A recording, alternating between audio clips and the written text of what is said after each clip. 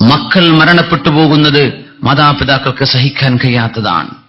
അത് മക്കൾ കൂടെ മനസ്സിലാക്കണം. എന്റെ ഉമ്മ, എന്റെ വാപ്പ എന്നെ ഇത്രക്ക് സ്നേഹിക്കുന്നുണ്ട് എന്ന് ഒരു കുട്ടി മനസ്സിലാക്കുന്നത് വലുതായി അവൻ കല്യാണം കഴിച്ച് അവന് മക്കളുണ്ടാകുമ്പോഴാണ്.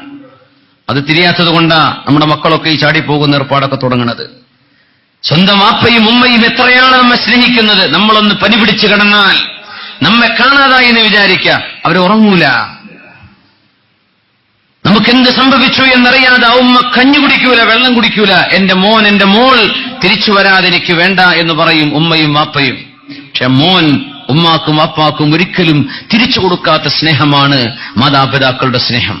ഉമ്മയും വാപ്പയും കൊടുക്കുന്ന ആ സ്നേഹം മകൻ കൊടുക്കുന്നത് അവന്റെ മക്കൾക്കാണ്.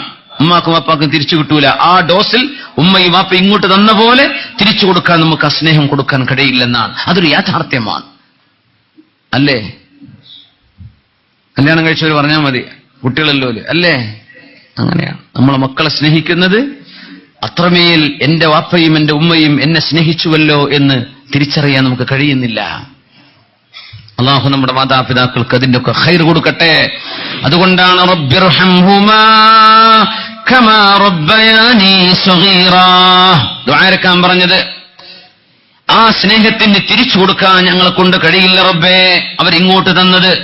അതുകൊണ്ട് റബ്ബിർഹംഹുമാ, കാരുണ്യവാനായ പടച്ചവനെ നീ കരുണ ചെയ്തു കൊടുക്കണം അവർക്ക്, നീ കൊടുക്കണം പകരം.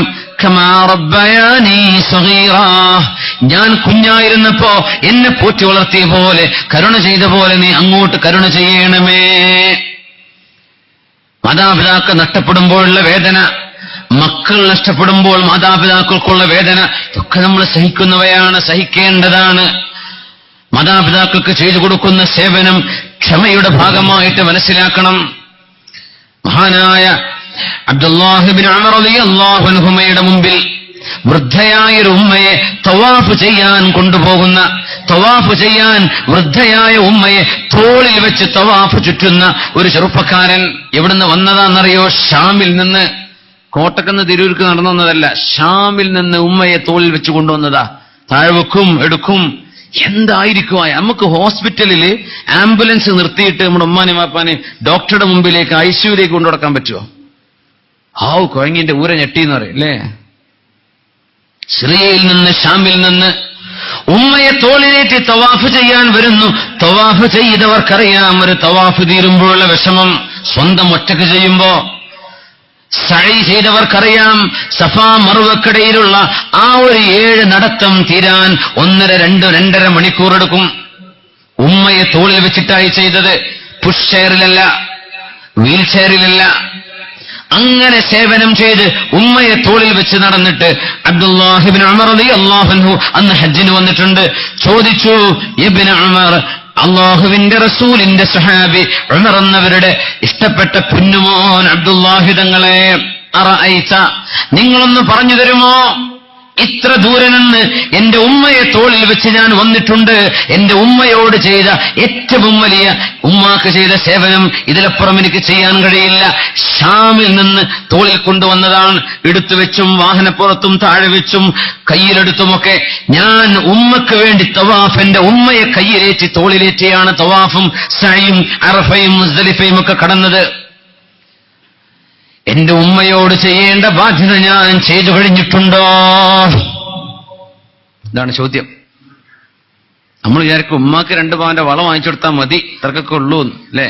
അല്ല, 5 പവന്റെ മാല, അതുമ്മ തീർന്നോ ഉമ്മാക്ക് ചെയ്യുന്ന സേവനം? ലാ, ഒന്നുമായിട്ടില്ലല്ലോ. നിന്റെ ഉമ്മ നിന്നെ ഗർഭം ചുമന്ന സമയത്ത് നിനക്ക് വേണ്ടി സഹിച്ചിട്ടുള്ള ത്യാഗം എത്രയാണ്. മസിൽ കയറുന്നുണ്ട്, നീര് വരുന്നുണ്ട്, ഛർദിയോട് ഛർദി, ഭക്ഷണം കഴിക്കാൻ വയ്യ, ഇരിക്കാൻ വയ്യ, യാത്ര ചെയ്യാൻ വയ്യ, ഗ്ലൂക്കോസ് കയറ്റിയിട്ടും അല്ലാതെയും നിനക്കാണ് ഗർഭധാരണം നടക്കുന്നത്. എത്ര വിഷമിച്ചുകൊണ്ട്. പ്രസവം കഴിഞ്ഞാലോ നിനക്ക് വേണ്ടി ഉറക്കൊഴിക്കുന്നത്, കുഞ്ഞിന്റെ കരച്ചിൽ സഹിച്ച് പകലന്തിയോളം കിടക്കുന്നത്, ഉറങ്ങാൻ പറ്റാത്ത ദിനരാത്രങ്ങൾ, അങ്ങനെയൊക്കെ നിനക്ക് സേവനം ചെയ്തത് മോനെ നീ വളരണം, നീ വലുതാവണം, നീ വലിയ ആളാവണം. നീ നഴ്സറി തുടങ്ങി, സ്കൂളിൽ തുടങ്ങി, കോളേജും ഒക്കെ കഴിഞ്ഞ് ഗ്രാജുവേഷനും പോസ്റ്റ് ഗ്രാജുവേഷനും കഴിഞ്ഞ് നീ വലിയൊരു ആളാവണം എന്ന് കൊതിച്ച് നീ വളരണം എന്ന് ആഗ്രഹിച്ചുകൊണ്ടല്ലയോ നിന്റെ ഉമ്മയും വാപ്പയും നിന്നെ വളർത്തിയത്? ഈ പ്രായമെത്തിയ ഉമ്മയെ നീ നോക്കുന്നത് കുറച്ചു ദിവസം കഴിഞ്ഞാൽ മരിക്കുമല്ലോ എന്ന് ആഗ്രഹിച്ചുകൊണ്ടാണ്, മരിക്കുമല്ലോ എന്ന് പ്രതീക്ഷിച്ചുകൊണ്ടാണ്. കുറച്ചു ദിവസമല്ലേ വേണ്ടൂ, വയസ്സായല്ലോ, തീർന്നല്ലോ. നിന്റെ ഉമ്മ നിനക്ക് സേവനം ചെയ്തത് നീ വളരണം എന്ന് ആഗ്രഹിച്ചുകൊണ്ടാണ്. നീ നിന്റെ ഉമ്മാക്ക് ചെയ്ത സേവനം ഉമ്മ മരിക്കണമെന്ന് തോന്നിക്കൊണ്ടാണ്. അതുകൊണ്ട് നീ ചെയ്തതും ഉമ്മ ചെയ്തതും സമമല്ല എന്ന് പഠിപ്പിച്ചു കൊടുത്തു അബ്ദുല്ലാഹ് ഇബ്നു ഉമർ റളിയല്ലാഹു അൻഹുമാ.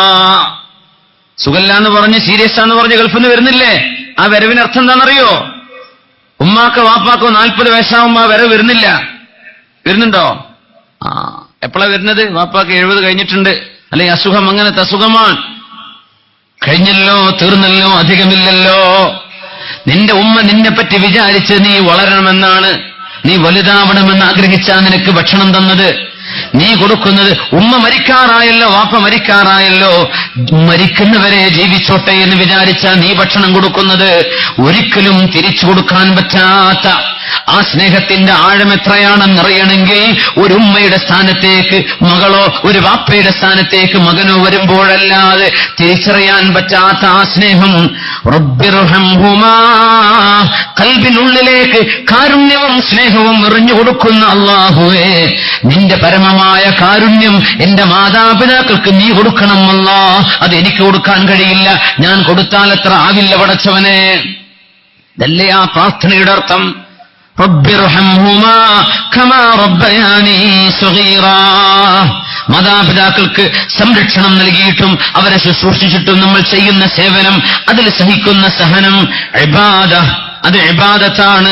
സ്വല്ലു അലൻ നബി മുഹമ്മദിൻ വആലിഹി അല്ലാഹുമ്മ സ്വല്ലി അലാ സയ്യിദിനാ മുഹമ്മദിൻ وعلى آل سيدنا محمد وبارك وسلم عليه. اللهم صل على سيدنا محمد وعلى آل سيدنا محمد وبارك وسلم عليه.